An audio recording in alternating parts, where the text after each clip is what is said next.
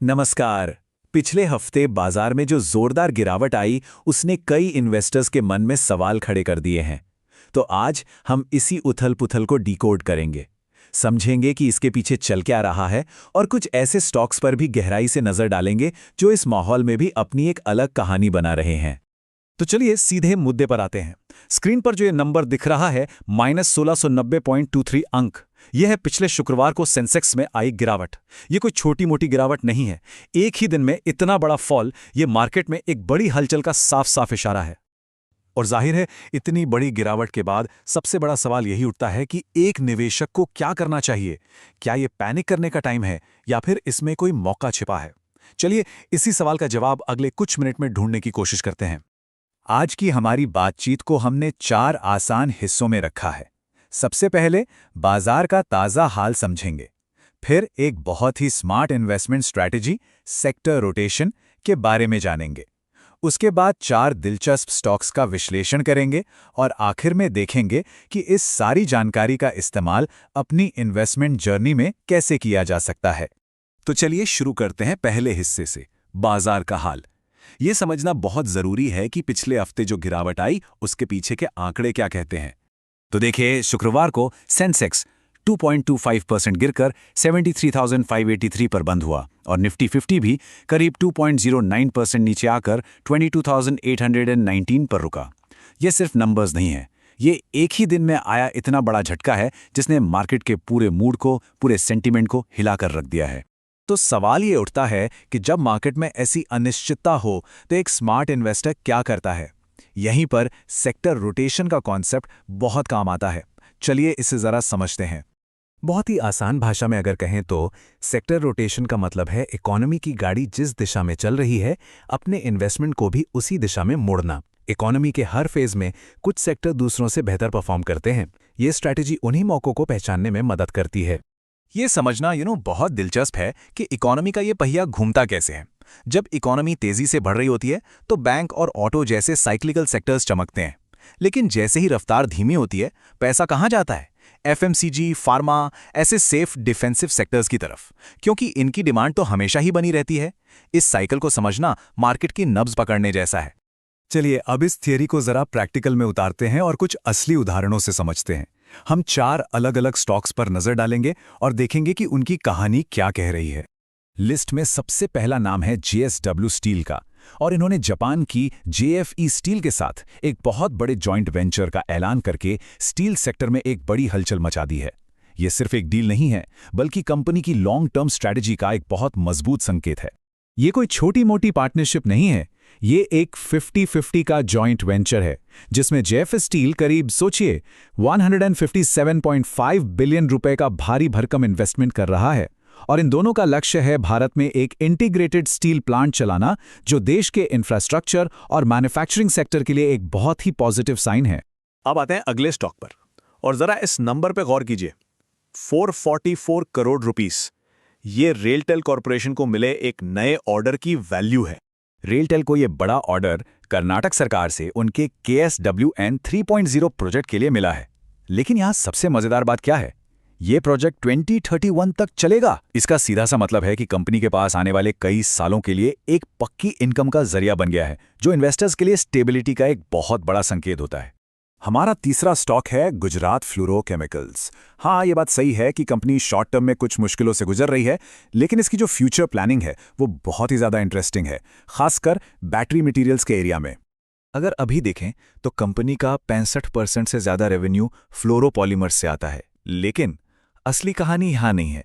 असली कहानी है कि कंपनी का फोकस अब किस तरफ जा रहा है, एक नए और तेज़ी से बढ़ते हुए एरिया की तरफ। और वो डायरेक्शन है EV बैटरी मटेरियल्स। जाहिर है ये फ्यूचर है और कंपनी इस सेगमेंट में बड़े बड़े इन्वेस्टमेंट खींच रही है। IFC से 430 करोड़ और एक सॉवरेन फंड से $82 मिलियन का इन्वेस्टमेंट मिलना इस बात का सबूत है कि बड़े निवेशक कंपनी के फ्यूचर पर दांव लगा रहे हैं। ये भविष्य की टेक्नोलॉजी की ओर एक बहुत बड़ा कदम है। और आखिर में बात करते हैं कोल इंडिया की। अब यहां कहानी थोड़ी सी अलग है। इस स्टॉक की चाल फिलहाल कंपनी की खबरों से ज्यादा टेक्निकल चार्ट्स पर डिपेंड कर रही है। तो जो लोग टेक्निकल एनालिसिस को फॉलो करते हैं, उनके लिए इस हफ्ते ये लेवल्स बहुत जरूरी हैं। 433.90 एक तरह से एक सपोर्ट जोन का काम कर सकता है, जबकि 461.10 के लेवल पर इसे थोड़ी रुकावट मिल सकती है। इन लेवल्स पर बारीकी से नजर रखना जरूरी होगा ताकि अगली चाल तय की जा सके। तो हमने मार्केट का हाल समझा, कुछ इंपॉर्टेंट स्टॉक्स पर भी नजर डाली। अब आते हैं सबसे अहम सवाल पर, इस सारी जानकारी का आखिर किया क्या जाए, अपनी स्ट्रैटेजी कैसे बनाई जाए। देखिए, सेक्टर रोटेशन का फायदा उठाने के लिए जीडीपी और इंटरेस्ट रेट्स जैसे बड़े इंडिकेटर्स पर नजर रखना बहुत जरूरी है। यह पहचानना जरूरी है कि कौन से सेक्टर्स मार्केट को लीड कर रहे हैं। एक बहुत अच्छी स्ट्रैटेजी होती है कोर सैटेलाइट अप्रोच। मतलब ये कि अपने पोर्टफोलियो का जो बड़ा हिस्सा है यानी कोर, उसे स्टेबल और सेफ इन्वेस्टमेंट में रखिए और एक छोटे हिस्से सैटेलाइट से नए नए उभरते हुए सेक्टर्स में मौके तलाशिए। और हाँ, सिर्फ तेजी के पीछे भागने से बेहतर है कंपनी के फंडामेंटल्स को हमेशा प्राथमिकता देना। और ये लाइन इस पूरी स्ट्रैटेजी का निचोड़ है। अगर बैंकिंग और इंफ्रा जैसे सेक्टर्स ऊपर जा रहे हैं तो इसका मतलब है मार्केट में कॉन्फिडेंस है, लेकिन अगर एफएमसीजी और फार्मा आगे बढ़ रहे हैं तो ये एक इशारा है कि निवेशक अब थोड़ा संभल कर चल रहे हैं। और इसी के साथ हम आपको एक सवाल के साथ छोड़कर जा रहे हैं। आज के बाजार को देखते हुए क्या ये अपने पोर्टफोलियो में सेक्टर बदलने का सही समय है? इसका जवाब तो हर किसी के लिए अलग होगा। ये अपनी रिसर्च और रिस्क लेने की क्षमता पर निर्भर करता है, लेकिन हाँ, सोचने के लिए ये एक बहुत जरूरी सवाल है। नमस्कार। पिछले हफ्ते बाजार में जो जोरदार गिरावट आई उसने कई इन्वेस्टर्स के मन में सवाल खड़े कर दिए हैं। तो आज हम इसी उथल-पुथल को डिकोड करेंगे, समझेंगे कि इसके पीछे चल क्या रहा है और कुछ ऐसे स्टॉक्स पर भी गहराई से नजर डालेंगे जो इस माहौल में भी अपनी एक अलग कहानी बना रहे हैं। तो चलिए सीधे मुद्दे पर आते हैं। स्क्रीन पर जो ये नंबर दिख रहा है -1690.23 अंक, यह है पिछले शुक्रवार को सेंसेक्स में आई गिरावट। ये कोई छोटी मोटी गिरावट नहीं है। एक ही दिन में इतना बड़ा फॉल, ये मार्केट में एक बड़ी हलचल का साफ साफ इशारा है। और जाहिर है, इतनी बड़ी गिरावट के बाद सबसे बड़ा सवाल यही उठता है कि एक निवेशक को क्या करना चाहिए। क्या ये पैनिक करने का टाइम है या फिर इसमें कोई मौका छिपा है? चलिए इसी सवाल का जवाब अगले कुछ मिनट में ढूंढने की कोशिश करते हैं। आज की हमारी बातचीत को हमने 4 आसान हिस्सों में रखा है। सबसे पहले बाजार का ताज़ा हाल समझेंगे, फिर एक बहुत ही smart investment strategy sector rotation के बारे में जानेंगे, उसके बाद 4 दिलचस्प स्टॉक्स का विश्लेषण करेंगे और आखिर में देखेंगे कि इस सारी जानकारी का इस्तेमाल अपनी इन्वेस्टमेंट जर्नी में कैसे किया जा सकता है। तो चलिए शुरू करते हैं पहले हिस्से से, बाजार का हाल। ये समझना बहुत जरूरी है कि पिछले हफ्ते जो गिरावट आई उसके पीछे के आंकड़े क्या कहते हैं। तो देखिए, शुक्रवार को सेंसेक्स 2.25% गिरकर 73,583 पर बंद हुआ और निफ्टी 50 भी करीब 2.09% नीचे आकर 22,819 पर रुका। ये सिर्फ नंबर्स नहीं है, ये एक ही दिन में आया इतना बड़ा झटका है जिसने मार्केट के पूरे मूड को, पूरे सेंटीमेंट को हिलाकर रख दिया है। तो सवाल ये उठता है कि जब मार्केट में ऐसी अनिश्चितता हो तो एक स्मार्ट इन्वेस्टर क्या करता है? यहीं पर सेक्टर रोटेशन का कॉन्सेप्ट बहुत काम आता है। चलिए इसे जरा समझते हैं। बहुत ही आसान भाषा में अगर कहें तो सेक्टर रोटेशन का मतलब है इकोनॉमी की गाड़ी जिस दिशा में चल रही है, अपने इन्वेस्टमेंट को भी उसी दिशा में मोड़ना। इकोनॉमी के हर फेज में कुछ सेक्टर दूसरों से बेहतर परफॉर्म करते हैं। ये स्ट्रैटेजी उन्हीं मौकों को पहचानने में मदद करती है। ये समझना बहुत दिलचस्प है कि इकोनॉमी का ये पहिया घूमता कैसे है। जब इकोनॉमी तेजी से बढ़ रही होती है तो बैंक और ऑटो जैसे साइक्लिकल सेक्टर्स चमकते हैं, लेकिन जैसे ही रफ्तार धीमी होती है, पैसा कहाँ जाता है? एफएमसीजी, फार्मा, ऐसे सेफ डिफेंसिव सेक्टर्स की तरफ, क्योंकि इनकी डिमांड तो हमेशा ही बनी रहती है। इस साइकिल को समझना मार्केट की नब्ज पकड़ने जैसा है। चलिए अब इस थियरी को जरा प्रैक्टिकल में उतारते हैं और कुछ असली उदाहरणों से समझते हैं। हम 4 अलग अलग स्टॉक्स पर नजर डालेंगे और देखेंगे कि उनकी कहानी क्या कह रही है। लिस्ट में सबसे पहला नाम है JSW स्टील का, और इन्होंने जापान की JFE स्टील के साथ एक बहुत बड़े जॉइंट वेंचर का ऐलान करके स्टील सेक्टर में एक बड़ी हलचल मचा दी है। ये सिर्फ एक डील नहीं है, बल्कि कंपनी की लॉन्ग टर्म स्ट्रैटेजी का एक बहुत मजबूत संकेत है। ये कोई छोटी मोटी पार्टनरशिप नहीं है, ये एक 50-50 का जॉइंट वेंचर है जिसमें JFE स्टील करीब सोचिए 157.5 बिलियन रुपए का भारी भरकम इन्वेस्टमेंट कर रहा है और इन दोनों का लक्ष्य है भारत में एक इंटीग्रेटेड स्टील प्लांट चलाना, जो देश के इंफ्रास्ट्रक्चर और मैन्युफैक्चरिंग सेक्टर के लिए एक बहुत ही पॉजिटिव साइन है। अब आते हैं अगले स्टॉक पर, और जरा इस नंबर पे गौर कीजिए, 444 करोड़ रुपीस। ये रेलटेल कॉरपोरेशन को मिले एक नए ऑर्डर की वैल्यू है। रेलटेल को ये बड़ा ऑर्डर कर्नाटक सरकार से उनके KSWN 3.0 प्रोजेक्ट के लिए मिला है। लेकिन यहाँ सबसे मजेदार बात क्या है, ये प्रोजेक्ट 2031 तक चलेगा। इसका सीधा सा मतलब है कि कंपनी के पास आने वाले कई सालों के लिए एक पक्की इनकम का जरिया बन गया है, जो इन्वेस्टर्स के लिए स्टेबिलिटी का एक बहुत बड़ा संकेत होता है। हमारा तीसरा स्टॉक है गुजरात फ्लोरोकेमिकल्स। हाँ, ये बात सही है कि कंपनी शॉर्ट टर्म में कुछ मुश्किलों से गुजर रही है, लेकिन इसकी जो फ्यूचर प्लानिंग है वो बहुत ही ज़्यादा इंटरेस्टिंग है, खासकर बैटरी मटेरियल्स के एरिया में। अगर अभी देखें तो कंपनी का 65% से ज़्यादा रेवेन्यू फ्लोरोपॉलीमर्स से आता है। लेकिन असली कहानी यहाँ नहीं है। असली कहानी है कि कंपनी का फोकस अब किस तरफ जा रहा है, एक नए और तेज़ी से बढ़ते हुए एरिया की तरफ। और वो डायरेक्शन है EV बैटरी मटेरियल्स। जाहिर है ये फ्यूचर है और कंपनी इस सेगमेंट में बड़े बड़े इन्वेस्टमेंट खींच रही है। IFC से 430 करोड़ और एक सॉवरेन फंड से $82 मिलियन का इन्वेस्टमेंट मिलना इस बात का सबूत है कि बड़े निवेशक कंपनी के फ्यूचर पर दांव लगा रहे हैं। ये भविष्य की टेक्नोलॉजी की ओर एक बहुत बड़ा कदम है। और आखिर में बात करते हैं कोल इंडिया की। अब यहां कहानी थोड़ी सी अलग है। इस स्टॉक की चाल फिलहाल कंपनी की खबरों से ज्यादा टेक्निकल चार्ट्स पर डिपेंड कर रही है। तो जो लोग टेक्निकल एनालिसिस को फॉलो करते हैं, उनके लिए इस हफ्ते ये लेवल्स बहुत जरूरी हैं। 433.90 रुपीस एक तरह से एक सपोर्ट जोन का काम कर सकता है, जबकि 461.10 रुपीस के लेवल पर इसे थोड़ी रुकावट मिल सकती है। इन लेवल्स पर बारीकी से नजर रखना जरूरी होगा ताकि अगली चाल तय की जा सके।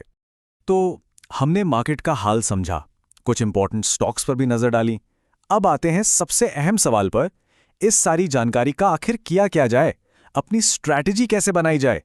देखिए, सेक्टर रोटेशन का फायदा उठाने के लिए GDP और इंटरेस्ट रेट्स जैसे बड़े इंडिकेटर्स पर नजर रखना बहुत जरूरी है।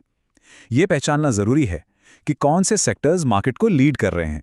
एक बहुत अच्छी स्ट्रैटेजी होती है कोर सैटेलाइट अप्रोच। मतलब ये कि अपने पोर्टफोलियो का जो बड़ा हिस्सा है यानी कोर, उसे स्टेबल और सेफ इन्वेस्टमेंट में रखिए और एक छोटे हिस्से सैटेलाइट से नए नए उभरते हुए सेक्टर्स में मौके तलाशिए। और हाँ, सिर्फ तेजी के पीछे भागने से बेहतर है कंपनी के फंडामेंटल्स को हमेशा प्राथमिकता देना। और ये लाइन इस पूरी स्ट्रैटेजी का निचोड़ है। अगर बैंकिंग और इंफ्रा जैसे सेक्टर्स ऊपर जा रहे हैं तो इसका मतलब है मार्केट में कॉन्फिडेंस है। लेकिन अगर FMCG और फार्मा आगे बढ़ रहे हैं तो ये एक इशारा है कि निवेशक अब थोड़ा संभल कर चल रहे हैं। और इसी के साथ हम आपको एक सवाल के साथ छोड़कर जा रहे हैं। आज के बाजार को देखते हुए क्या ये अपने पोर्टफोलियो में सेक्टर बदलने का सही समय है? इसका जवाब तो हर किसी के लिए अलग होगा। ये अपनी रिसर्च और रिस्क लेने की क्षमता पर निर्भर करता है। लेकिन हाँ, सोचने के लिए ये एक बहुत जरूरी सवाल है। नमस्कार। पिछले हफ्ते बाजार में जो जोरदार गिरावट आई, उसने कई इन्वेस्टर्स के मन में सवाल खड़े कर दिए हैं। तो आज हम इसी उथल-पुथल को डिकोड करेंगे, समझेंगे कि इसके पीछे चल क्या रहा है और कुछ ऐसे स्टॉक्स पर भी गहराई से नजर डालेंगे जो इस माहौल में भी अपनी एक अलग कहानी बना रहे हैं। तो चलिए सीधे मुद्दे पर आते हैं। स्क्रीन पर जो ये नंबर दिख रहा है -1690.23 अंक, यह है पिछले शुक्रवार को सेंसेक्स में आई गिरावट। ये कोई छोटी मोटी गिरावट नहीं है। एक ही दिन में इतना बड़ा फॉल, ये मार्केट में एक बड़ी हलचल का साफ साफ इशारा है। और जाहिर है, इतनी बड़ी गिरावट के बाद सबसे बड़ा सवाल यही उठता है कि एक निवेशक को क्या करना चाहिए। क्या ये पैनिक करने का टाइम है या फिर इसमें कोई मौका छिपा है? चलिए इसी सवाल का जवाब अगले कुछ मिनट में ढूंढने की कोशिश करते हैं। आज की हमारी बातचीत को हमने 4 आसान हिस्सों में रखा है। सबसे पहले बाजार का ताज़ा हाल समझेंगे, फिर एक बहुत ही smart investment strategy sector rotation के बारे में जानेंगे, उसके बाद 4 दिलचस्प स्टॉक्स का विश्लेषण करेंगे और आखिर में देखेंगे कि इस सारी जानकारी का इस्तेमाल अपनी इन्वेस्टमेंट जर्नी में कैसे किया जा सकता है। तो चलिए शुरू करते हैं पहले हिस्से से, बाजार का हाल। ये समझना बहुत जरूरी है कि पिछले हफ्ते जो गिरावट आई उसके पीछे के आंकड़े क्या कहते हैं। तो देखिए, शुक्रवार को सेंसेक्स 2.25% गिरकर 73,583 पर बंद हुआ और निफ्टी 50 भी करीब 2.09% नीचे आकर 22,819 पर रुका। ये सिर्फ नंबर्स नहीं है, ये एक ही दिन में आया इतना बड़ा झटका है जिसने मार्केट के पूरे मूड को, पूरे सेंटीमेंट को हिलाकर रख दिया है। तो सवाल ये उठता है कि जब मार्केट में ऐसी अनिश्चितता हो तो एक स्मार्ट इन्वेस्टर क्या करता है? यहीं पर सेक्टर रोटेशन का कॉन्सेप्ट बहुत काम आता है। चलिए इसे जरा समझते हैं। बहुत ही आसान भाषा में अगर कहें तो सेक्टर रोटेशन का मतलब है इकोनॉमी की गाड़ी जिस दिशा में चल रही है, अपने इन्वेस्टमेंट को भी उसी दिशा में मोड़ना। इकोनॉमी के हर फेज में कुछ सेक्टर दूसरों से बेहतर परफॉर्म करते हैं। ये स्ट्रैटेजी उन्हीं मौकों को पहचानने में मदद करती है। ये समझना बहुत दिलचस्प है कि इकोनॉमी का ये पहिया घूमता कैसे है। जब इकोनॉमी तेजी से बढ़ रही होती है तो बैंक और ऑटो जैसे साइक्लिकल सेक्टर्स चमकते हैं, लेकिन जैसे ही रफ्तार धीमी होती है, पैसा कहाँ जाता है?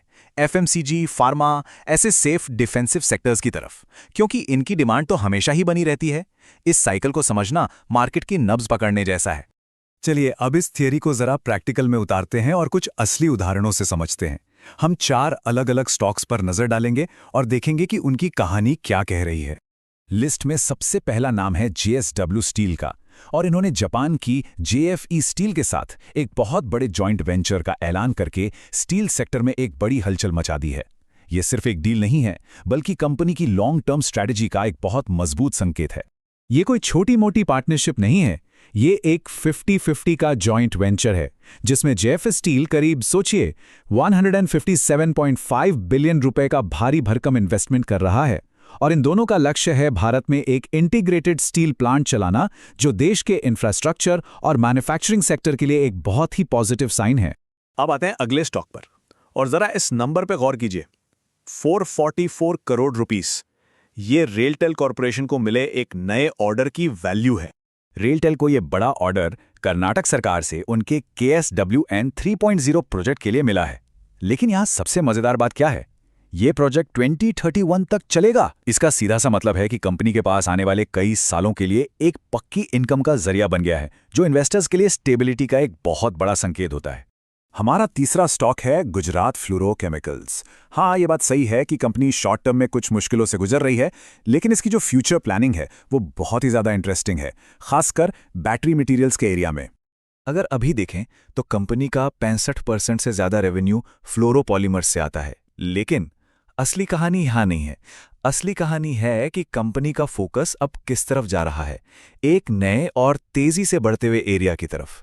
और वो डायरेक्शन है EV बैटरी मटेरियल्स। जाहिर है ये फ्यूचर है, और कंपनी इस सेगमेंट में बड़े बड़े इन्वेस्टमेंट खींच रही है। IFC से 430 करोड़ और एक सॉवरेन फंड से $82 मिलियन का इन्वेस्टमेंट मिलना इस बात का सबूत है कि बड़े निवेशक कंपनी के फ्यूचर पर दांव लगा रहे हैं। ये भविष्य की टेक्नोलॉजी की ओर एक बहुत बड़ा कदम है। और आखिर में बात करते हैं कोल इंडिया की। अब यहां कहानी थोड़ी सी अलग है। इस स्टॉक की चाल फिलहाल कंपनी की खबरों से ज्यादा टेक्निकल चार्ट्स पर डिपेंड कर रही है। तो जो लोग टेक्निकल एनालिसिस को फॉलो करते हैं, उनके लिए इस हफ्ते ये लेवल्स बहुत जरूरी हैं। 433.90 रुपीस एक तरह से एक सपोर्ट जोन का काम कर सकता है, जबकि 461.10 रुपीस के लेवल पर इसे थोड़ी रुकावट मिल सकती है। इन लेवल्स पर बारीकी से नजर रखना जरूरी होगा ताकि अगली चाल तय की जा सके। तो हमने मार्केट का हाल समझा, कुछ इंपॉर्टेंट स्टॉक्स पर भी नजर डाली। अब आते हैं सबसे अहम सवाल पर, इस सारी जानकारी का आखिर किया क्या जाए, अपनी स्ट्रैटेजी कैसे बनाई जाए। देखिए, सेक्टर रोटेशन का फायदा उठाने के लिए GDP और इंटरेस्ट रेट्स जैसे बड़े इंडिकेटर्स पर नजर रखना बहुत जरूरी है। यह पहचानना जरूरी है कि कौन से सेक्टर्स मार्केट को लीड कर रहे हैं। एक बहुत अच्छी स्ट्रैटेजी होती है कोर सैटेलाइट अप्रोच। मतलब ये कि अपने पोर्टफोलियो का जो बड़ा हिस्सा है यानी कोर, उसे स्टेबल और सेफ इन्वेस्टमेंट में रखिए, और एक छोटे हिस्से सैटेलाइट से नए नए उभरते हुए सेक्टर्स में मौके तलाशिए। और हाँ, सिर्फ तेजी के पीछे भागने से बेहतर है कंपनी के फंडामेंटल्स को हमेशा प्राथमिकता देना। और ये लाइन इस पूरी स्ट्रैटेजी का निचोड़ है। अगर बैंकिंग और इंफ्रा जैसे सेक्टर्स ऊपर जा रहे हैं तो इसका मतलब है मार्केट में कॉन्फिडेंस है, लेकिन अगर FMCG और फार्मा आगे बढ़ रहे हैं तो ये एक इशारा है कि निवेशक अब थोड़ा संभल कर चल रहे हैं। और इसी के साथ हम आपको एक सवाल के साथ छोड़कर जा रहे हैं। आज के बाजार को देखते हुए क्या ये अपने पोर्टफोलियो में सेक्टर बदलने का सही समय है, इसका जवाब तो हर किसी के लिए अलग होगा, ये अपनी रिसर्च और रिस्क लेने की क्षमता पर निर्भर करता है। लेकिन हाँ, सोचने के लिए ये एक बहुत ज़रूरी सवाल है।